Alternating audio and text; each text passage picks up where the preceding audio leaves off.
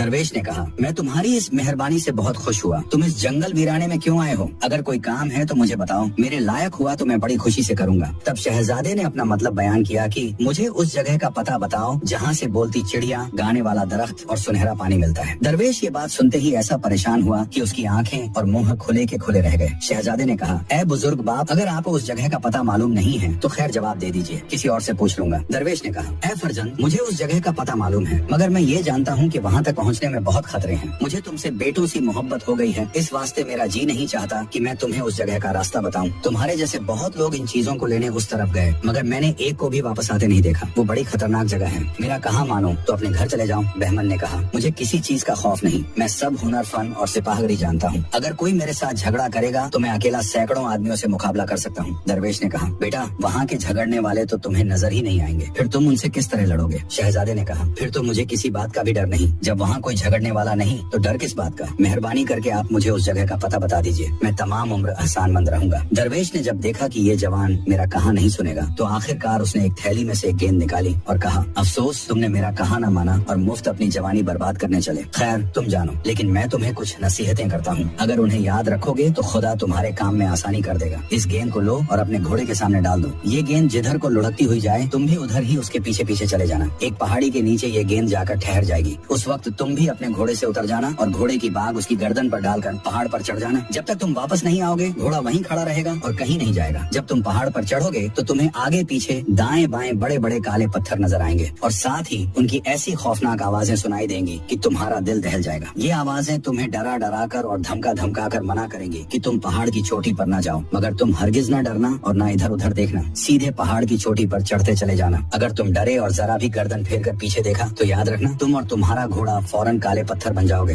راستے میں جتنے کالے پتھر ملیں گے وہ پتھر نہیں ہیں, بلکہ اصل میں آدمی ہیں جو تمہاری طرح ان چیزوں کو لینے گئے تھے اور آوازوں سے ڈر کر پیچھے مڑ کر دیکھ لیا اور دیکھتے ہی پتھر بن گئے. جب تم پہاڑ کی چوٹی پر پہنچو گے تو تمہیں ایک پنجرا نظر آئے گا, اس میں بولنے والی چڑیا بیٹھی ہوگی. تم جھٹ جا کر اسے ہاتھ میں اٹھا لینا, پھر اسی چڑیا سے پوچھنا کہ گانے والا درخت اور سنہرا پانی کہاں ہے. وہ تمہیں ان کا پتہ دے دے گی. تب تم ان دونوں چیزوں کو بھی لے لینا, پھر کسی خطرے کی بات نہ رہے گی اور شوق سے گھر کو واپس آ جانا.